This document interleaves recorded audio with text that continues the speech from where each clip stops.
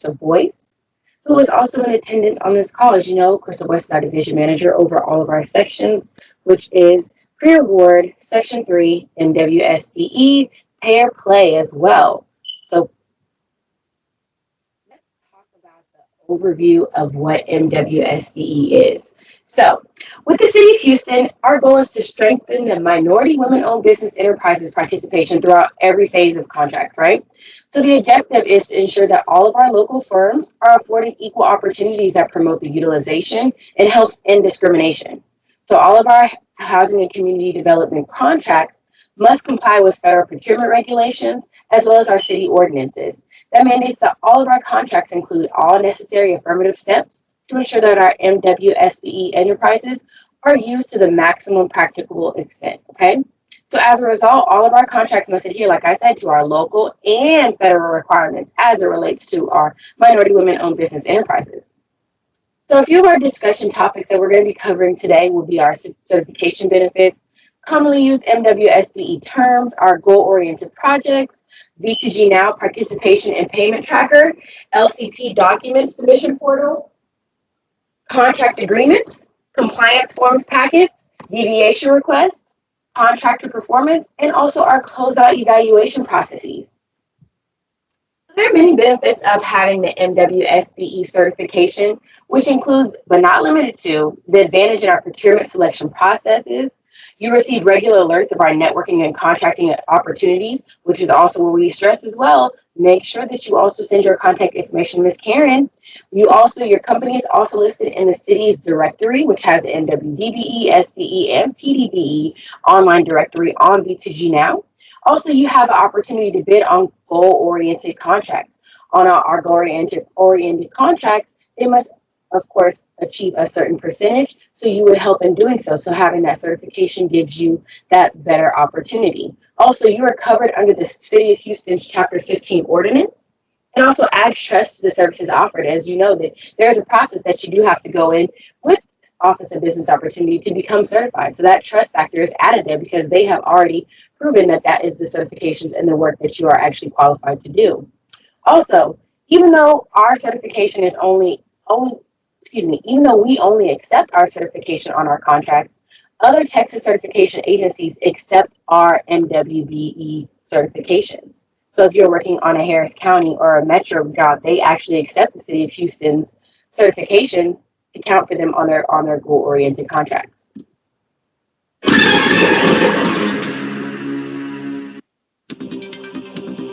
All right, what is the technical meaning of Mwsbe? We're kicking it off already with giving you these questions. So I hope you guys have been paying attention so far. Please enter your answers in the chat box. What is the technical meaning of Mwsbe?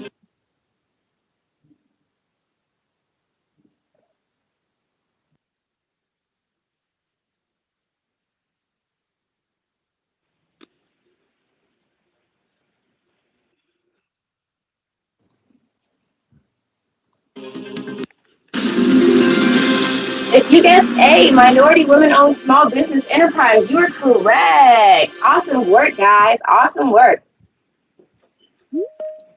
Commonly used Mwsbe terms. So we have Nwsbe, which is our minority women-owned small business enterprise. We also have a general contractor, or prime contractor. That is the main contractor that is responsible for the overall coordination of a project, which includes the communication of all involved parties, concerning site activity, change orders, subcontractors' participation, etc. A goal-oriented project, a competitively bid project with the Mwbe goal requirement. So as we go through this presentation, these are some of our commonly used Mwsbe terms that I will be referring to. I will call a general contractor a GC. We have a subcontractor, which is, of course, a contractor who is hired to perform the portions of work on the contract for the general contractor. Then we have a supplier, which is a company that supplies product. A company that supplies product. Any work being done no longer makes, if the supplier performs work, that no longer makes them a supplier. Okay? A lower tier firm. A lower tier sub is a firm or individual that has received work under another subcontractor that sublets a part of their contract. So if your subcontractor decides to hire on a subcontractor to work for them a part of their scope of work that they have been given, that is a lower tier sub. Good faith efforts. These are steps that are taken to demonstrate efforts to meet the MWBE goal requirements. Goal-oriented projects. So, a goal-oriented contract. MWSBE's compliance is expected on City of Houston projects that meet contract thresholds, which trigger our MWBE goal requirements. So, per Chapter 15 ordinance, our goal-oriented projects are subject on the following project types. Any contract agreement or undertaking are anticipated for construction work in excess of $1 million, or the supply of goods or non-personal or non-professional services in excess of $100,000, and regulated contracts, professional services, and any contract that meets the following requirements. Competitive bids are not required by law. So we have these citywide aspirational goals. It varies between our certain types of contracts. Our construction contracts, related to all construction projects, is 34%. That MBE is 23%, the WBE being 11%, and the SBE is substitution not to exceed the 4%. Mind you, this is for construction only, the SBE goes in here. Professional services contracts, which requires a professional license. The citywide MWBE goal is 24%. If you're having a purchasing contract, that citywide goal will be 11%. After a prime contractor is awarded a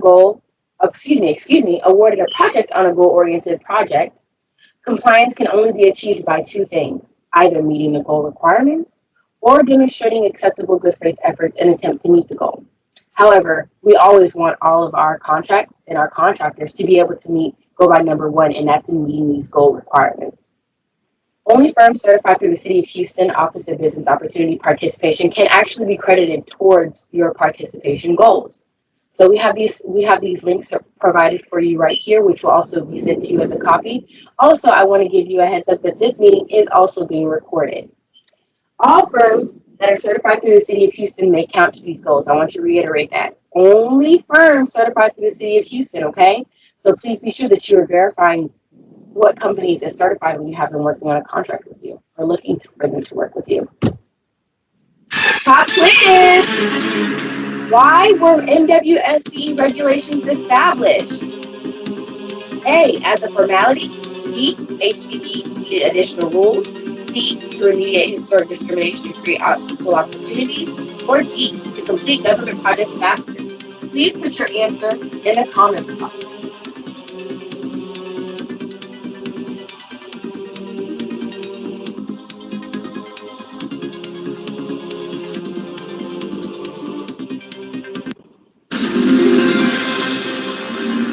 If you answered C, to remediate historic discrimination and create equal opportunities, you are correct. And it looks like everybody in the comments box was correct on this one. Awesome job.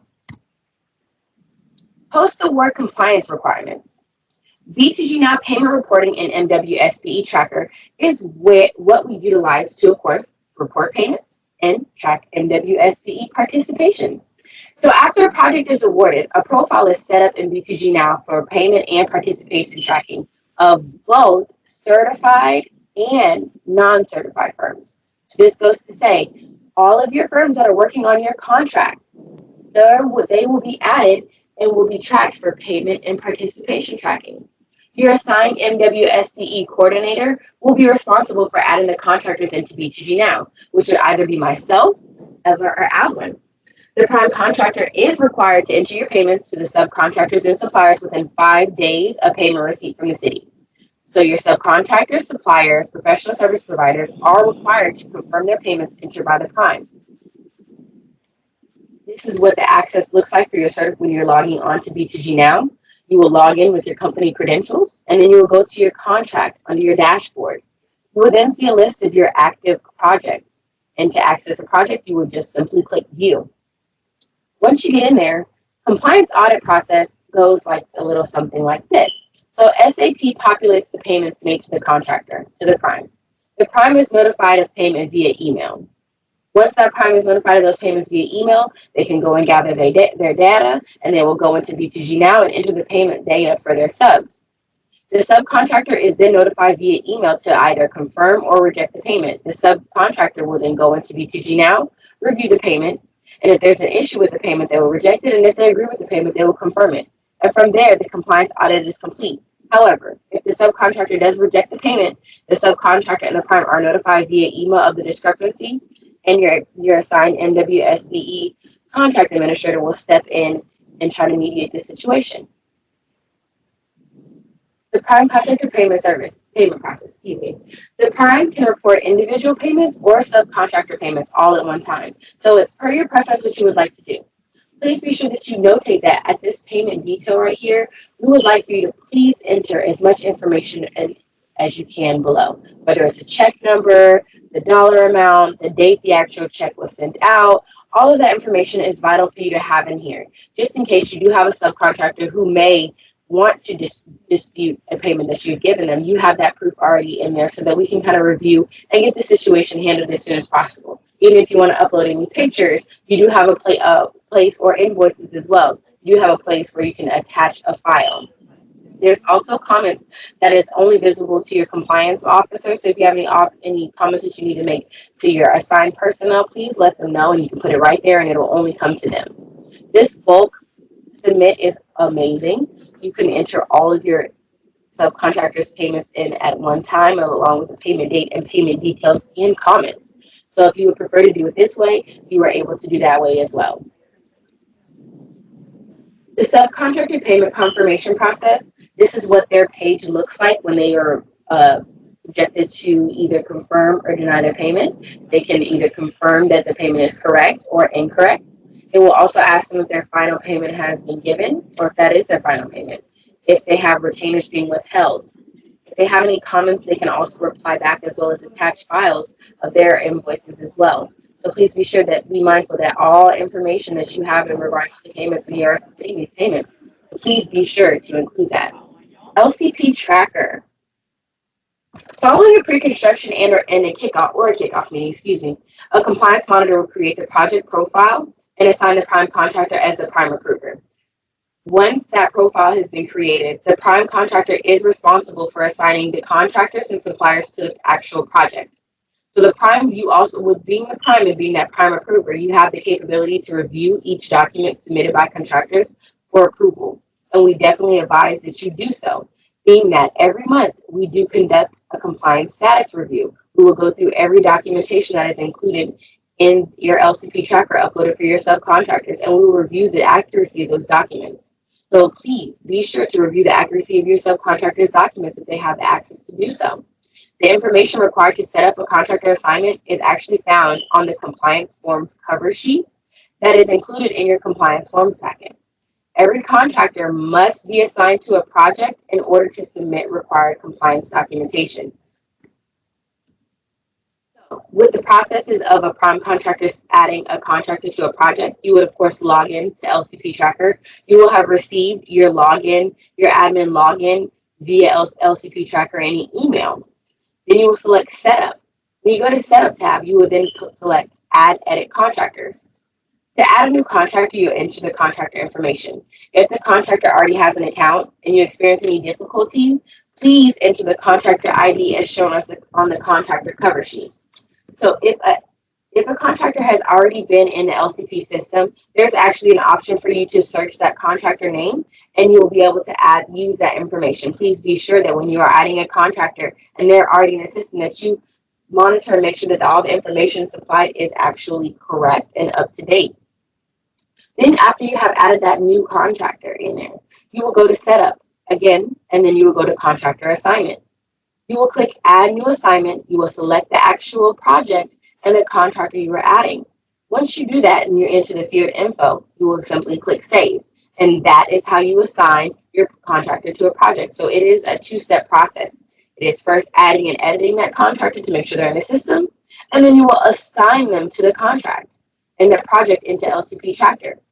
If that contractor is not set up into LCP Tracker, you will not be able to upload documentation.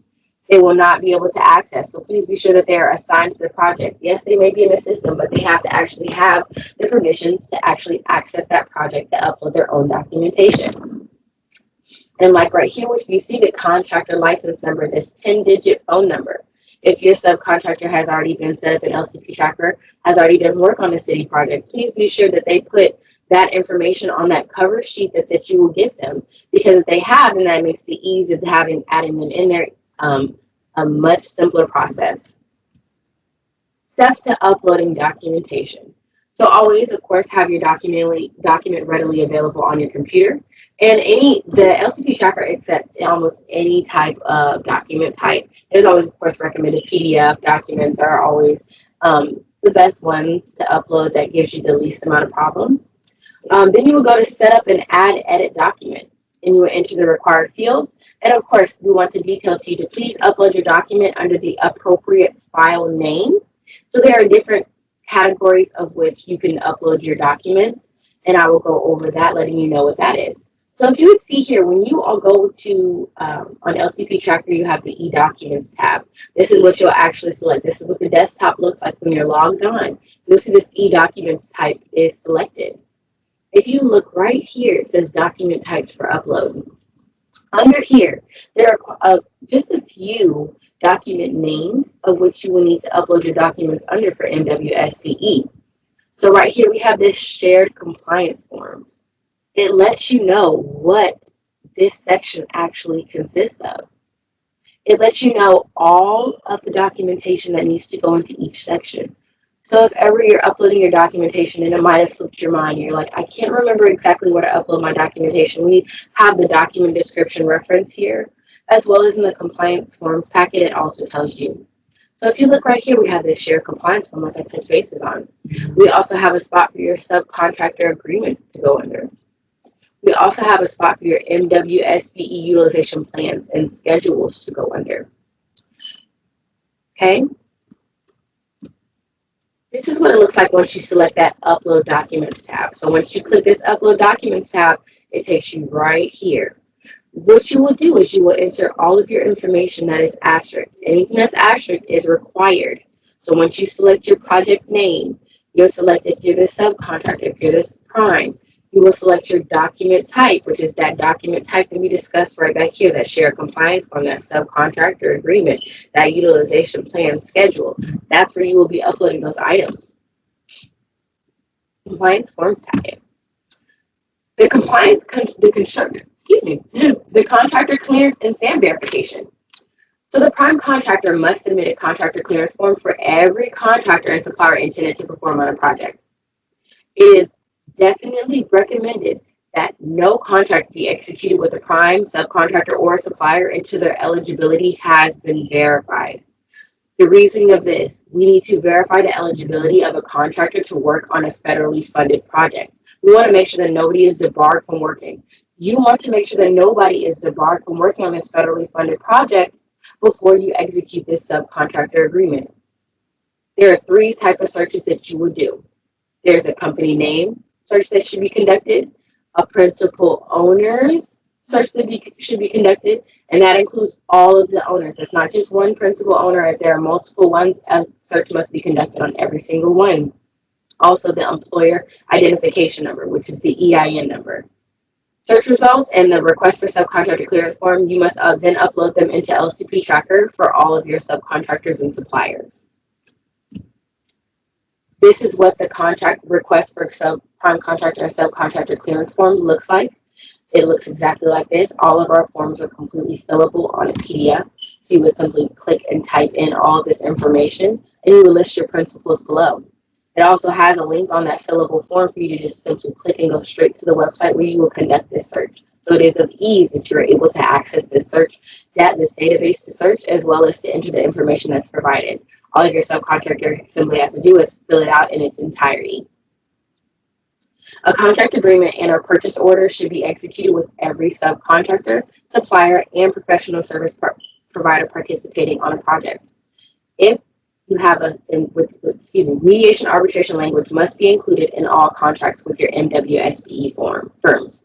So there is a simple language that should be included that pre-award Ms. Lakeisha Tate's also touch bases on. This mediation arbitration language must be included in all of your contracts with your certified firms. A contract agreement and a purchase order must include all of the following.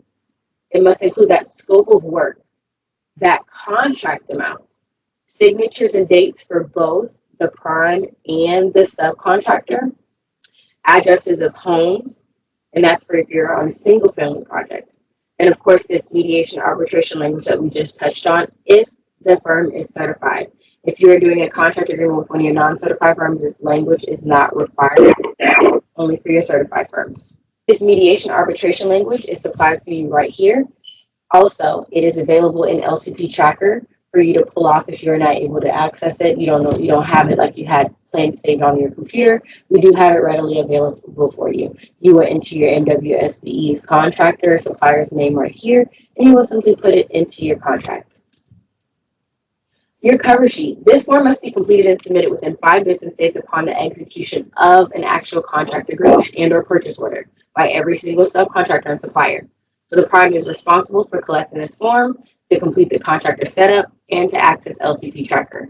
This form is also needed to upload into BTG Now. So please understand that these compliance forms are of very much importance to get them filled out in its entirety so that we can have them completely and accurately put into both systems for you, LCP Tracker, and for your assigned Nwsbe coordinator to have them added into BTG Now. The HUD's ethnicity categories are listed below, and you will be on the contract to actually check off the ethnicity. Hi guys, please be sure to mute your mics when you log on. Please keep your mics muted. This is the compliance cover sheet. This is what they will complete in its entirety. Please note right here that we have these NAICS codes. All of your businesses will have a NAICS code. It may be one, it may be multiple ones, but we ask that you do be sure to have them list their NAICS codes. Also, a DUNS number. A DUNS number a business could also have as well. So if they do have that DUNS number, please be sure to encourage them to list that DUNS number in there so we can have it into our systems for them.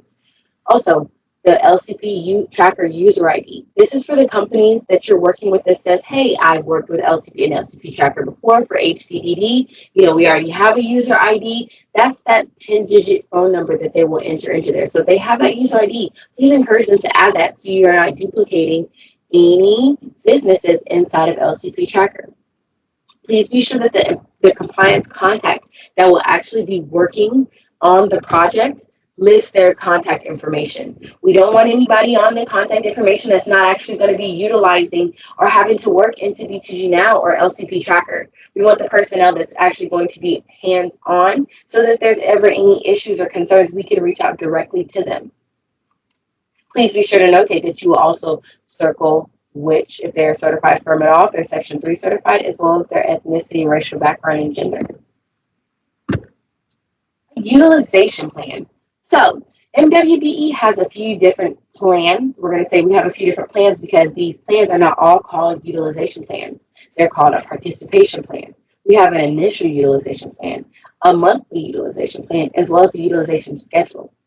So with the participation plan, this MWBE participation plan, this is the form that Lakeisha talked about in that pre-award section. This is the form that is pre-award. This is something that has already been submitted and approved. So a prime contractor is responsible for submitting this, and that would demonstrate that their certified firms being utilized will meet the MWBE goal requirements. Then we have the initial utilization plan. So a prime contractor is responsible for submitting an initial. This is initial meaning prior to the start of work, which is to include all of your owner developer, your suppliers, and your certified and non-certified firms. This utilization plan, like I said, it will list all of your firms that you plan to utilize. The reasoning for this also, this initial utilization plan helps us see who you're planning to use on the contract.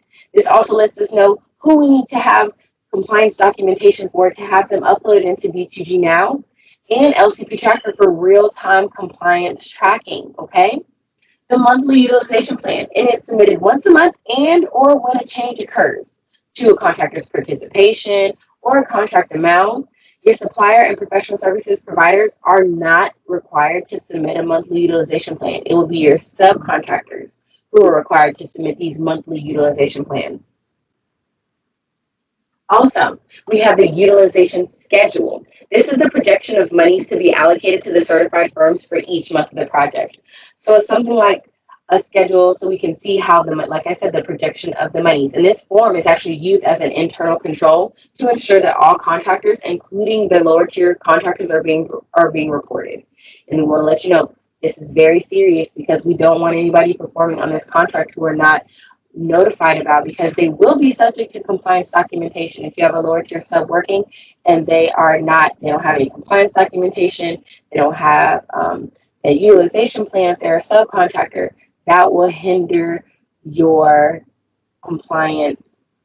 Okay? This is what the Nwsbe utilization plan looks like. This is what it will be. It's completely PDF fillable. And like I said, if you think back to that compliance cover sheet that we're talking about right here, all that information has ease of just placing into your utilization plan right here. Of course, you will add in that description of service, the percent of contract right here, whether it's a hard cost or soft cost. Please be sure to complete this in its entirety for when you are completing it, okay? Start of work notice. This form must be completed by the prime, subcontractors, and professional services providers as a notice of the commencement of work. Termination of work is a form to be completed by the prime contractor, subcontractors, and professional services providers as a notice that the work has been completed. Single family prime contractor requirements.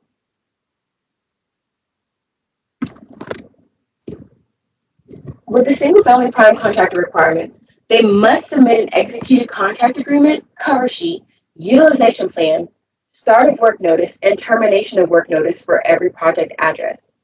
The prime contractor is required to submit a monthly utilization plan on every project by the 5th of every month or as changes occur. Just like we said, that utilization plan is monthly by the 5th of every month or as changes occur. So if you're in the middle of the month and you have a change that needs to change that occurs on your utilization plan, you would re-upload it as a revised utilization plan for that month so that we're aware of this change. A request for subcontractor clearance form and SAM verification is required for every subcontractor, supplier, and professional services once a year. Let me talk about that. Let's talk about this SAM verification. So the SAM verification is conducted once a year. It says once throughout the program, we're conducting it once a year because a contract could go on multiple years. And within that year, we don't know what happens or what could change. So we always have you. Once a year, you will resubmit that SAM verification. You will rerun it to make sure within that year nothing happened with that business and any federally funded projects where they're no longer able to work on this project, okay? If a contractor has not previously worked under the program or has not been verified through SAM.gov, the verification records will be required to ensure the contractor is eligible to perform on any federally funded projects. Your subcontractor requirements per at-home address.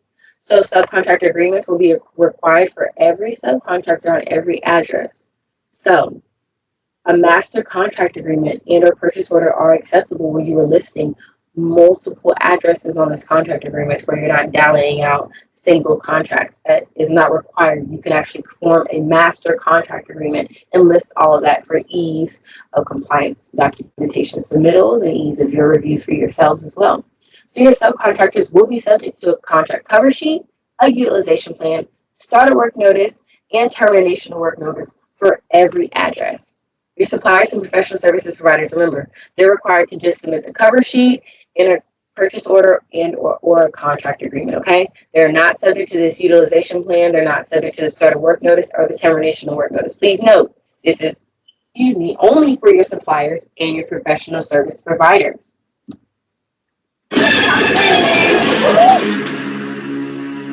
SAM results should include select all that apply.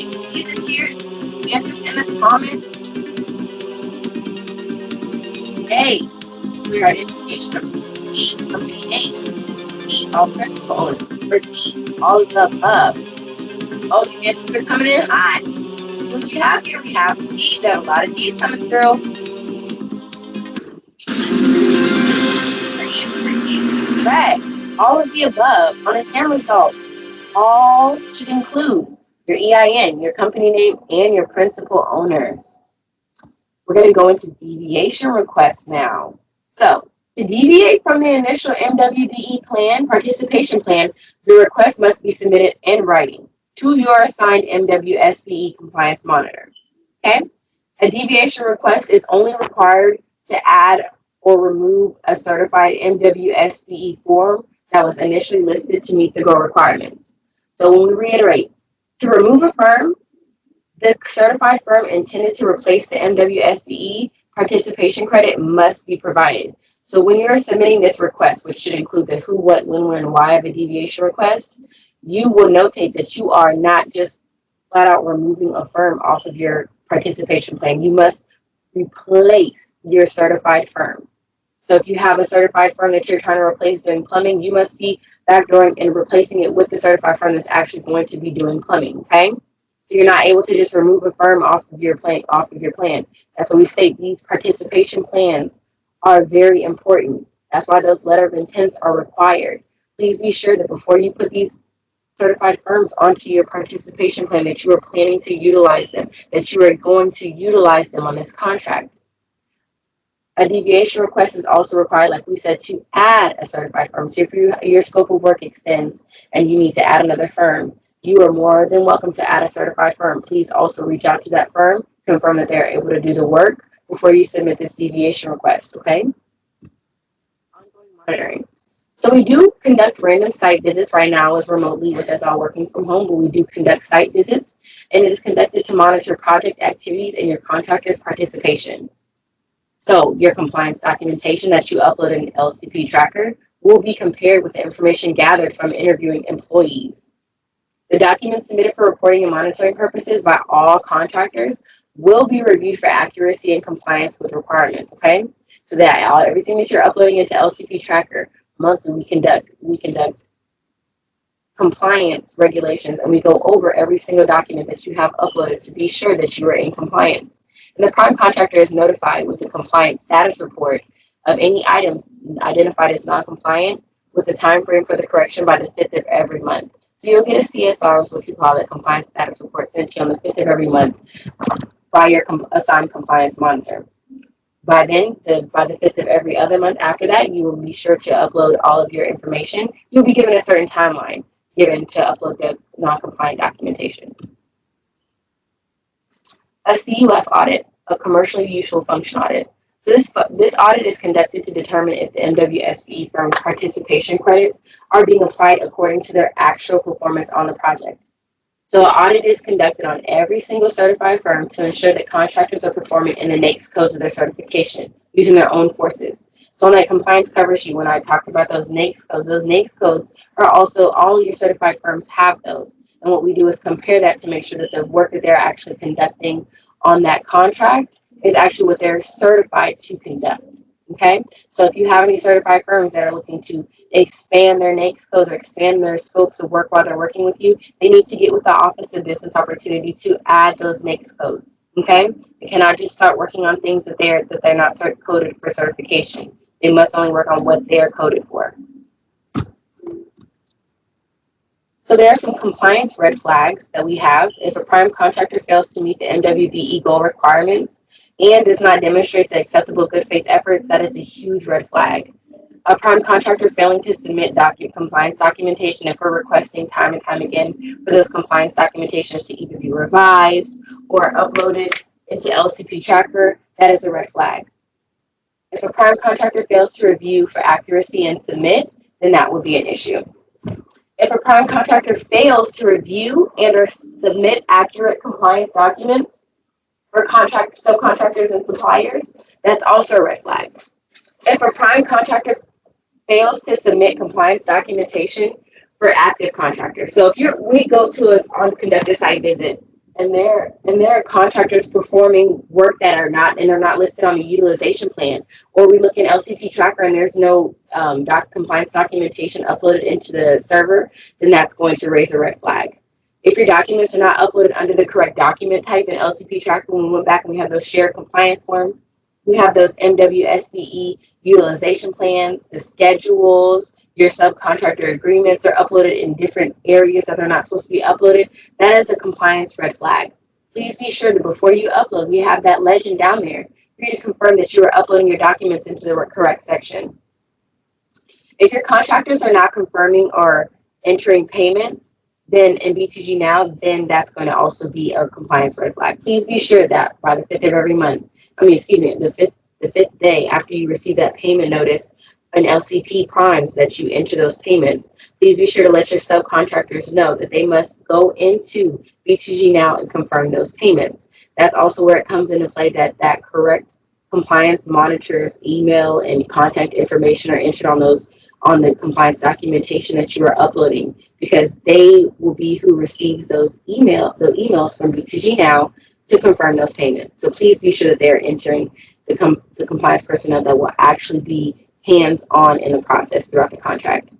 If a contractor doesn't submit timely corrective actions, that's also a red flag. If we have a subcontractor that we've been asking for months for you to re-upload this document, just like the client, that is a red flag. Please remember that they're subcontractors. We want to definitely reiterate. Let your subcontractors know when you are hiring them to work on these contracts for the city for HCDD that they are subject to all of these compliance documentation regulations, okay? Let them know that there's documents they need to set up, that they need to have a person, that they need to be knowledgeable and understand B2G Now and LCP Tracker. We also want to let you all know that we offer these technical assistances quarterly, but all of our monitors also offer these when needed. So if you have a subcontractor that you're utilizing on these plans and they're not really knowledgeable on what to do on our technical assistances, we have this at all times, as well as while we're recording this. So all of these issues these red flags will no longer be red flags, okay?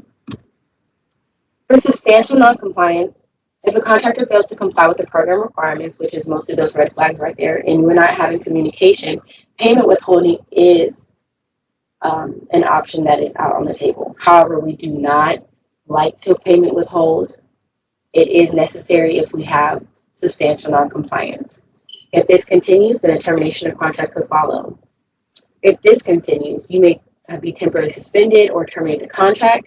If that continues and there's still nothing has been done, then suspension, debarment, and limited denial of participation within be had. This Nwsbe is regulated by ordinance and federal regulations or law. Your answers have comment box.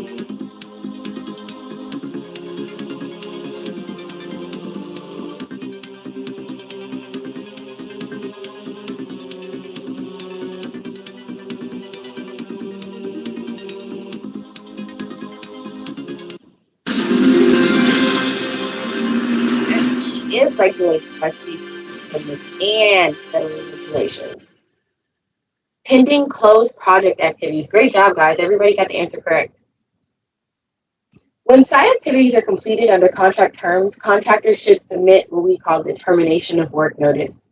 The final payment in B2G Now would then be also marked as final. Any retainage payments must be entered into B2G by the contractors with the total amount of payment of retainage being held. A project cannot be closed with any outstanding compliance audits.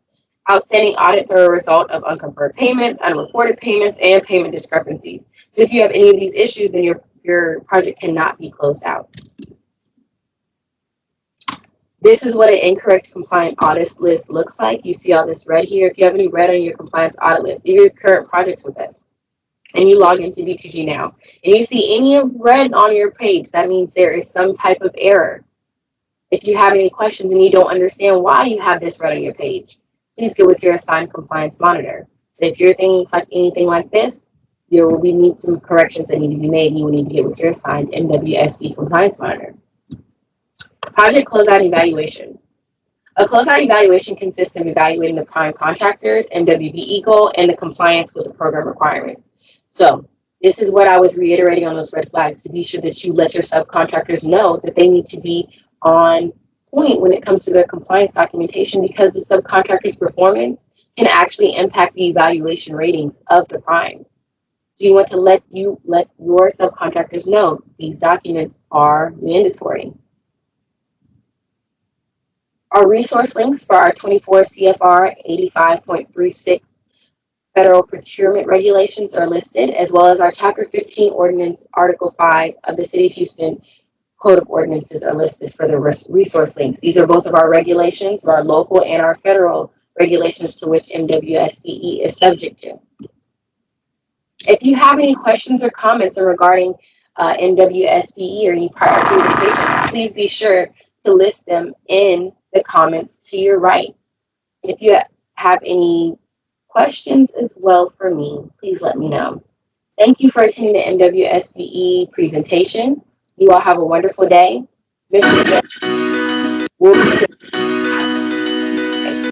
Jesse Ortiz for Pay or Play will be presenting at 11:45.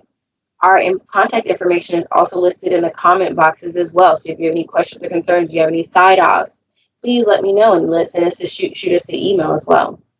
Thank you once again for listening on to the MWSBE portion.